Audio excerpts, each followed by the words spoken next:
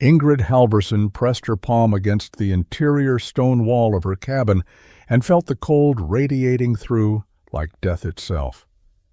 Outside, the January wind howled across the Dakota prairie, but inside the small wooden room she had built within her cabin's walls, her two children slept in warmth that should have been impossible.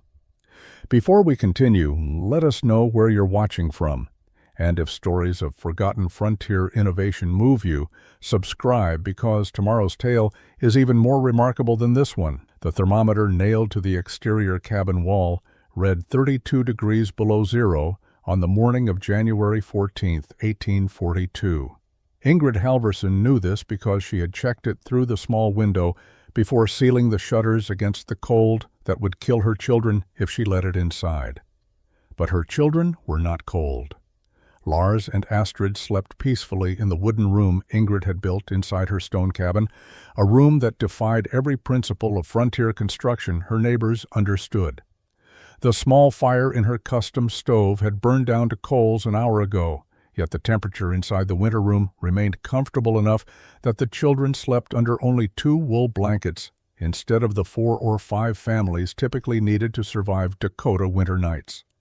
Ingrid stood in the main cabin, which was brutally cold despite the stone walls that were supposed to provide shelter. She could see her breath. Frost crept across the interior surface of the stones near the windows. The main fireplace sat dark and empty because heating this space would consume wood she could not spare and provide warmth that would escape through every crack and gap in the stone construction. But 15 feet away, through the heavy plank door she had built with her own hands, her children survived in genuine warmth. What she had created worked. The question that haunted her was why it had taken Eric's death to make her understand what was possible. The winter of 1841 had been cold, but not exceptionally so by Dakota standards. Eric Halverson had survived 6 previous winters in this cabin with Ingrid. He was a capable man, careful and strong, and he understood the dangers of frontier life. On the night of February 9, 1841, Thomas Brennan had appeared at their door near midnight, desperate and frost-covered. His wife Margaret was in difficult labor. Their cabin was 200 yards west through scattered timber. Margaret needed help. Eric had dressed quickly, told Ingrid he would return within an hour, and left with Thomas into the darkness. The blizzard came without warning. One moment the night was clear and cold. 10 minutes later, wind-driven snow reduced visibility to nothing. Ingrid waited by the door feeding the fire, listening for Eric's return. An hour passed, then 2. At dawn, when the wind finally calmed enough to see, she found him. Eric had made it within 200 yards of their cabin. In the whiteout conditions, disoriented and exhausted, he had missed their cabin entirely and wandered past it. By the time he realized his error, the cold had already begun shutting down his body. He had collapsed in a small clearing. The snow had covered him by morning. Thomas Brennan helped Ingrid bury Eric in ground so frozen they had to build fires to thaw the earth enough to dig. Margaret survived the birth. Her child survived.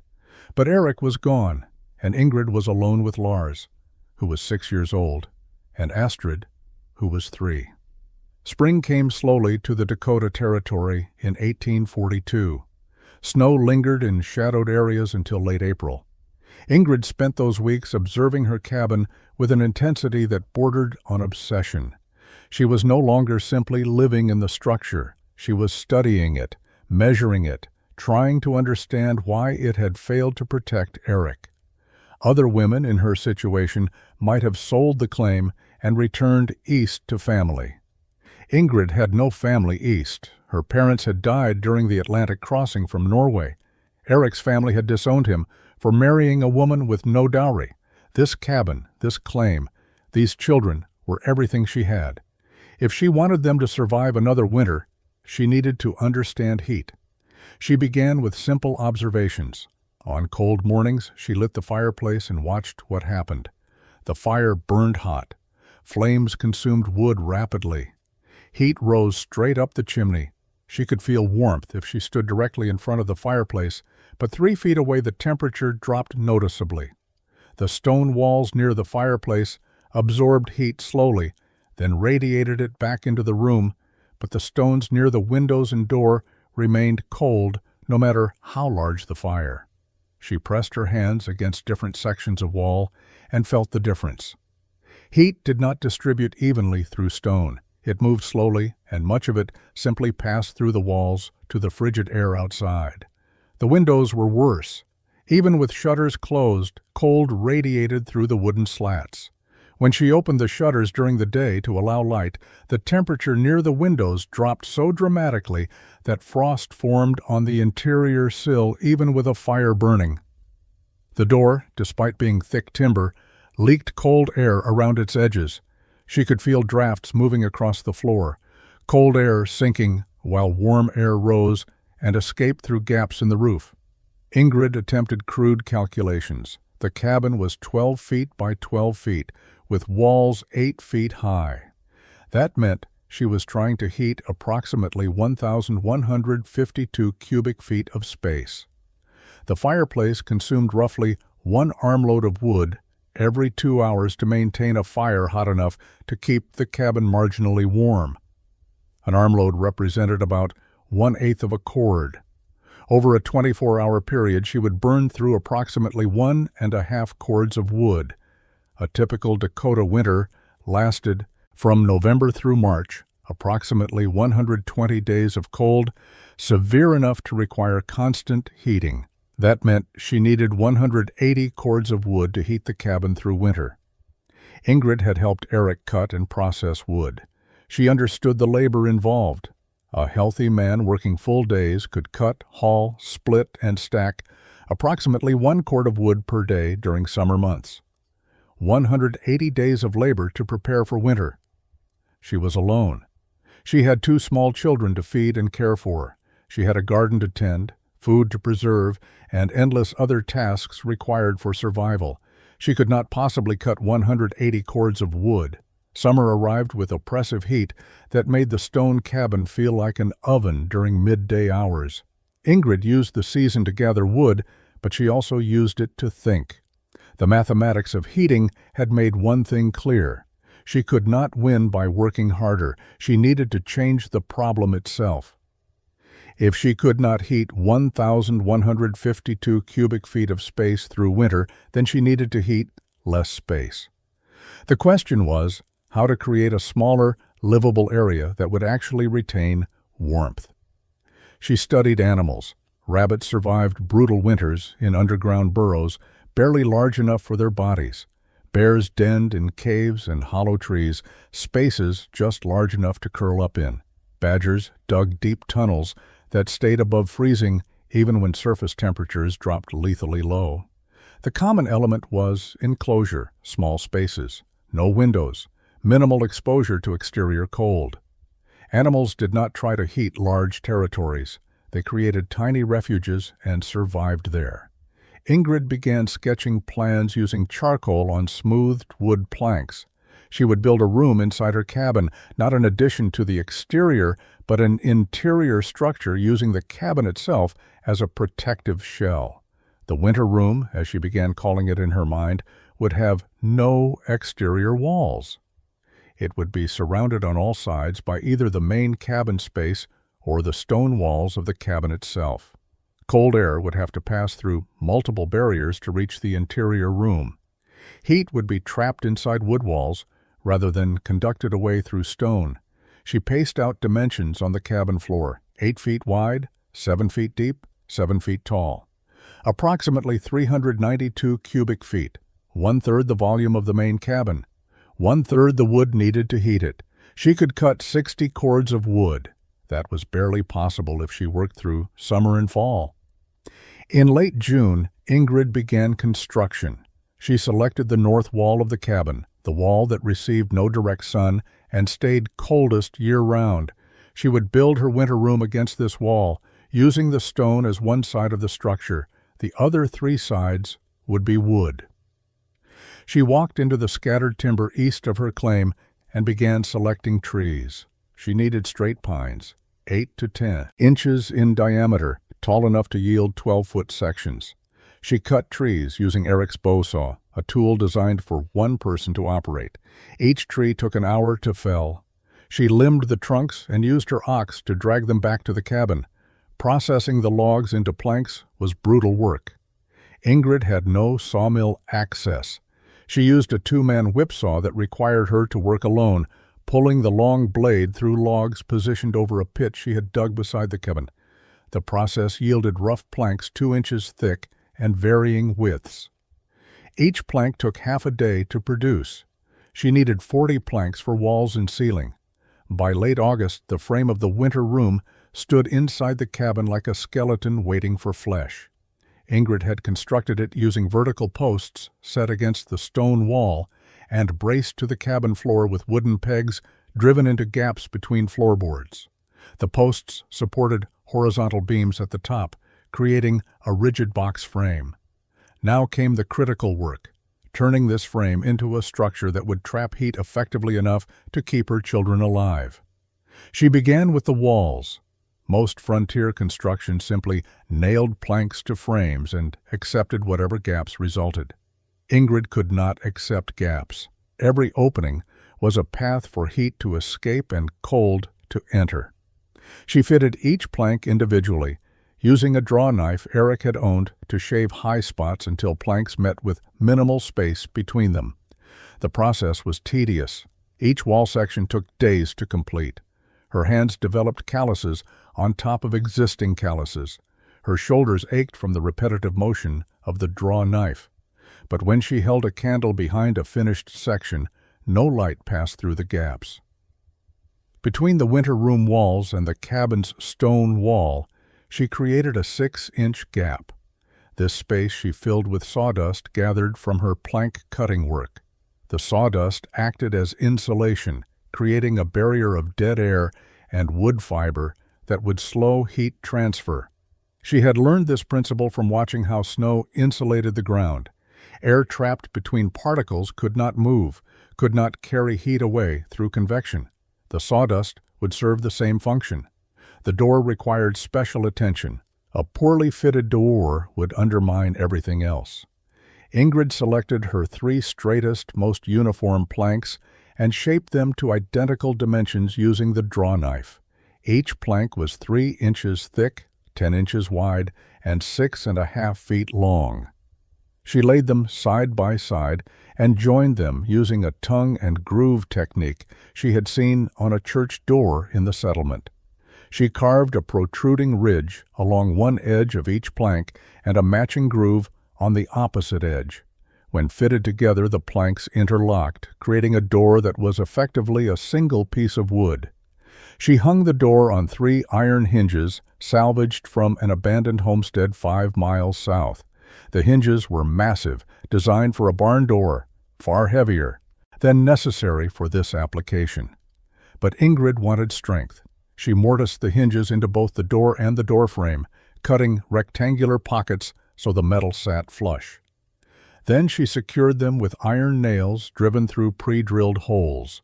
The door weighed nearly 80 pounds, but it swung smoothly on the oversized hinges and sealed tightly against the frame. The seal itself was leather stripping she created from elk hide traded from Wilhelm Schmidt. She tacked the leather around the doorframe so that when the door closed it compressed the leather, creating an airtight seal. She tested it with candle smoke. When the door was latched, no smoke passed through the gap. The winter room was nearly complete by mid-September, but Ingrid faced a problem that could make the entire project useless. She needed a heat source that would warm the small space without consuming dangerous amounts of oxygen or requiring constant wood feeding. The main cabin's fireplace was far too large. It was designed to heat a bigger space and would consume wood too rapidly for her limited supply. More critically, burning a large fire in a sealed room of less than 400 cubic feet would suffocate her children within hours. She needed something smaller, more efficient, and controllable. Standard frontier practice was to use fireplaces because they were simple to build from stone and clay. But fireplaces were terribly inefficient. Most heat went straight up the chimney. What she needed was a stove, a metal box that would radiate heat from all surfaces while using a fraction of the wood. Metal was expensive and scarce on the frontier. Buying a cast-iron stove from a supplier in St. Louis would cost more money than Ingrid possessed, but she remembered an abandoned homestead 8 miles northeast where a family had died from cholera the previous summer. Their cabin had been stripped of useful items by other settlers, but Ingrid had seen rusted metal objects left behind as worthless.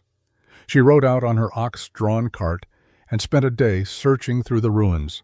She found what she needed: a damaged water tank, a broken plow blade, and several pieces of sheet iron from a collapsed roof. The metal was rusted and bent, but it was serviceable. She hauled everything back to her cabin and spent the next week learning metalwork through trial and error.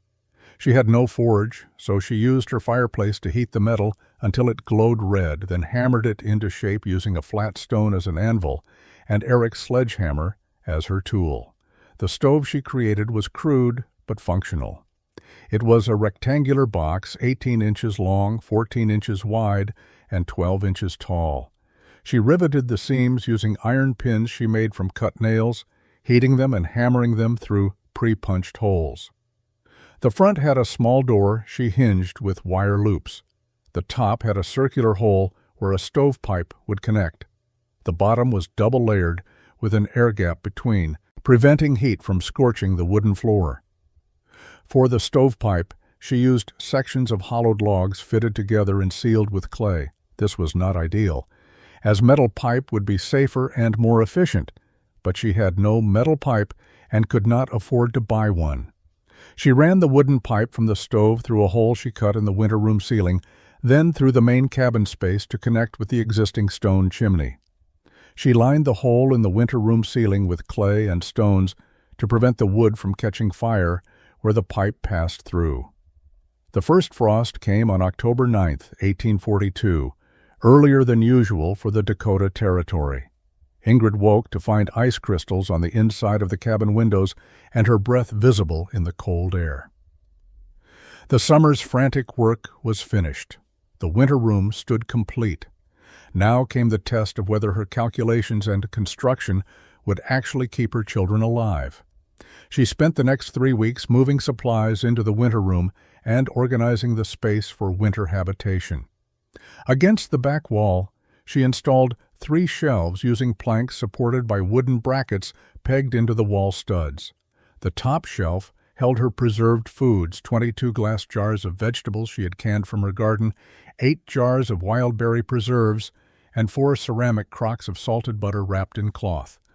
The middle shelf contained dried goods, smoked venison strips hanging from hooks, braided onions, dried herbs in cloth bags, and 3 small sacks of cornmeal traded from the Brennan family. The bottom shelf held tools and supplies, sewing materials, candles, Eric's woodworking tools that Ingrid kept as both practical items and emotional anchors. The floor received a thick layer of sawdust, 6 inches deep across the entire surface. This served multiple purposes. It insulated against cold rising from the ground beneath the cabin. It provided a soft surface for the children to sit and play. It absorbed moisture and could be replaced if it became soiled.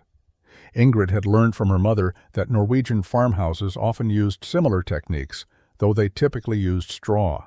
Sawdust was what she had in abundance from her summer's plank cutting. She created a sleeping area along the east wall using straw-filled ticks she sewed from heavy canvas. 1 large tick for herself, smaller ones for Lars and Astrid. She positioned them against the wall where heat from the stove would radiate most directly. Wool blankets woven by Margaret Brennan were folded at the foot of each sleeping space. 3 blankets per person, heavy and dense, smelling faintly of the lanolin that made them water-resistant. The stove occupied the northwest corner, positioned where its pipe could connect most directly to the main chimney. Ingrid built a small stone platform beneath it using flat rocks gathered from the creek bed. The platform protected the wooden floor and provided thermal mass that would hold heat long after the fire died. She tested the stove system on October 15th. Small kindling and 3 split logs produced enough heat to warm the winter room to comfortable temperature within 30 minutes. The wooden stovepipe smoked initially as residual moisture burned out of the wood, but after an hour of operation, it drew smoothly and showed no signs of charring or fire danger. Lars and Astrid adjusted to the winter room with the adaptability of children. To them, it was an adventure. A cozy fort where they would spend winter playing games, listening to their mother's stories, and staying warm while the world outside froze solid. They did not fully understand that this room represented the difference between life and death. November brought the first serious cold. Temperatures dropped below freezing and stayed there for days at a time. Ingrid established routines that would govern their lives until spring. She woke before dawn each morning while the children still slept and made her way through the frigid main cabin to the woodpile stacked against the exterior wall. She gathered enough split logs for the day's fires, carried them back to the winter room, and built up the fire in her small stove. Within 20 minutes, the room warmed enough that the children could dress without shivering. The daily rhythm became familiar. Morning fire to warm the space. Lars and Astrid ate breakfast sitting on the sawdust floor near the stove, cornmeal mush with butter, occasionally dried berries mixed in for sweetness. After breakfast, Ingrid let the fire burn down while she taught the children basic reading using a worn Bible and numbers using dried beans as counters. The winter room retained enough heat from the morning fire that they remained comfortable until midday. At noon, she built up the fire again, this time adding larger logs that would burn slowly through the afternoon. She prepared a simple midday meal, usually boiled dried venison with wild onions or beans soaked overnight. The children played quiet games, stacking wooden blocks Eric had carved years ago, creating patterns with colored stones Ingrid had collected from the creek, or listening to stories their mother told about Norway and the farm where she had grown up before crossing the ocean. Evening brought the third and final fire of the day. Ingrid banked this fire carefully, using large logs positioned to burn slowly overnight. She adjusted the stove's air intake to control the burn rate. Too much air and the wood consumed too quickly. Too little, and the fire died out, leaving them in dangerous cold by morning. She learned through experimentation that the fire needed to burn for approximately 8 hours to keep the winter room survivably warm until dawn. Ventilation required constant attention. The winter room was sealed tightly, which trapped heat effectively, but also trapped smoke and reduced oxygen levels. Twice daily, Ingrid cracked the door open for 15 minutes, allowing fresh air to circulate while accepting the temporary heat loss. She watched the children carefully for signs of carbon monoxide poisoning, headaches, dizziness, unusual sleepiness. She saw none. The stovepipe drew well enough to carry most smoke away, and the brief ventilation periods provided sufficient fresh air. By late November, the system's efficiency became clear. Ingrid was using approximately half a cord of wood per week, which meant her 60-cord supply would last the entire winter with reserves remaining.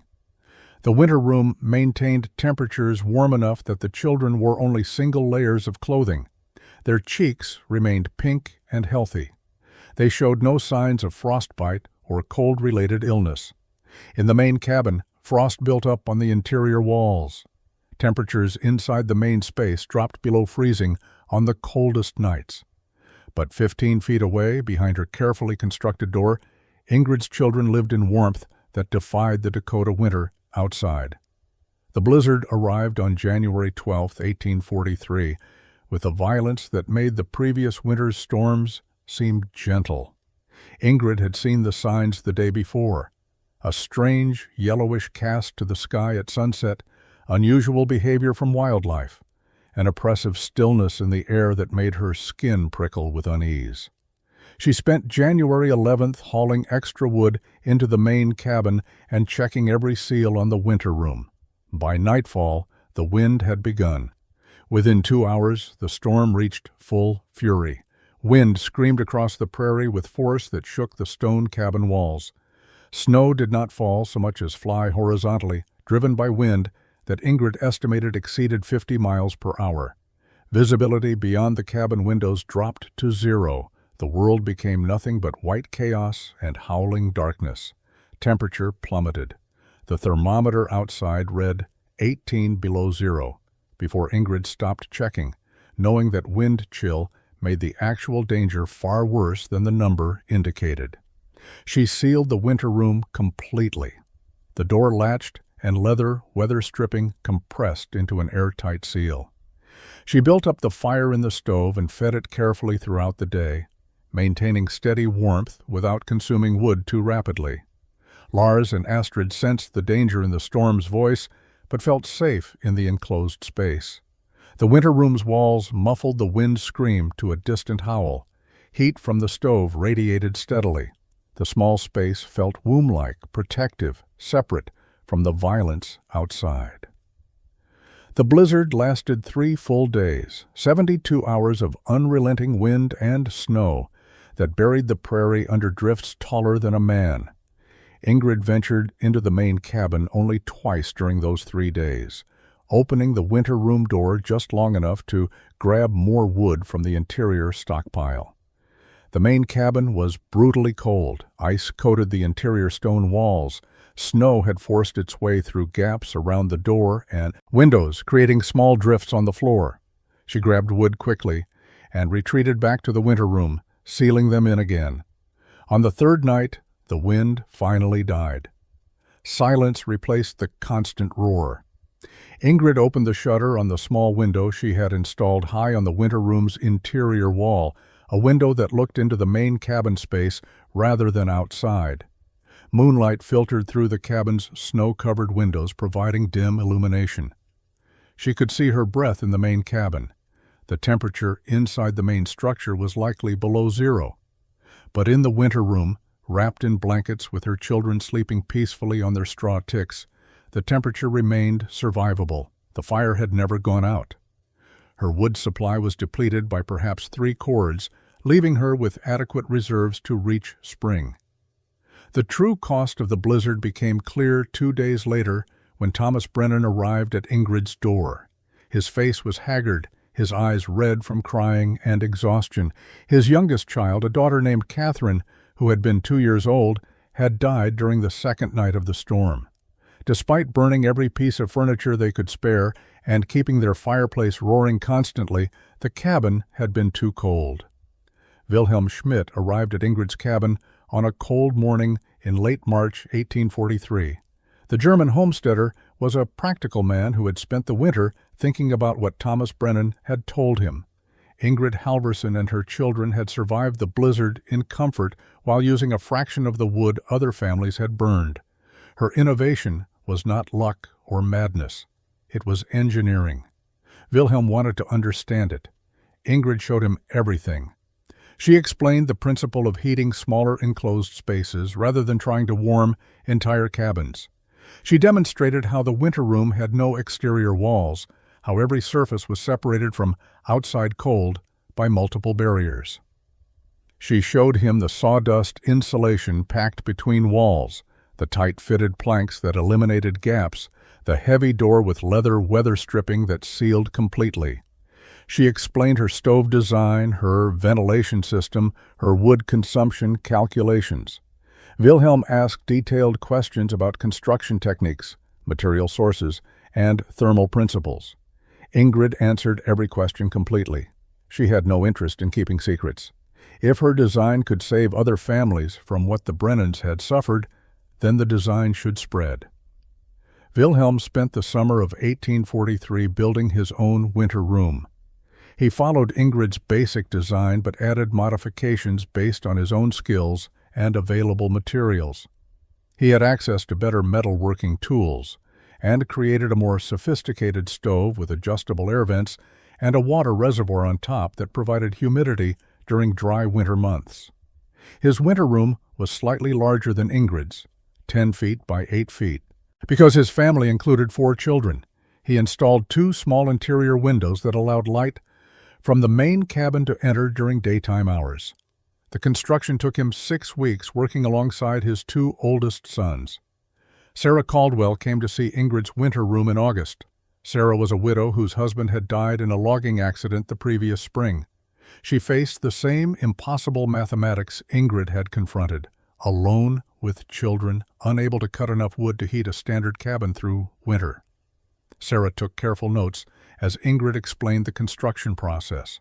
She sketched diagrams of the door design, the stove placement, the ventilation system. She measured dimensions and calculated how much lumber she would need. By September, Sarah had begun building her own winter room with help from Wilhelm Schmidt, who had become an advocate for the technique. By late fall of 1843, 7 families in the scattered settlement had built winter rooms. Each structure differed slightly based on the builder's skills, available materials, and family size. Some were crude, built quickly with minimal refinement. Others incorporated sophisticated improvements. But all shared the core principle: a small, tightly sealed, well-insulated interior space that could be heated efficiently with limited wood supply. The innovation was spreading organically, carried by word of mouth and practical demonstration rather than any formal documentation. Winter 1843 through 1844 passed without a single cold-related death among families who had built winter rooms. Children who would have suffered frostbite remained healthy. Families who would have faced starvation or freeze decisions after exhausting wood supplies found they had reserves remaining in early spring. Ingrid Halverson sat in her winter room on a January afternoon in 1867, watching her grandchildren play on the sawdust floor that she had replaced countless times over 25 years. She was 52 years old now, her hair more gray than blonde, her hands gnarled from decades of frontier labor. Lars had married and built his own homestead 12 miles south. Astrid had married Wilhelm Schmidt's eldest son and lived on the adjoining claim. Both of her children had survived to adulthood, had married, had produced children of their own. The winter room had kept them alive long enough to build lives. The room looked much as it had in 1842.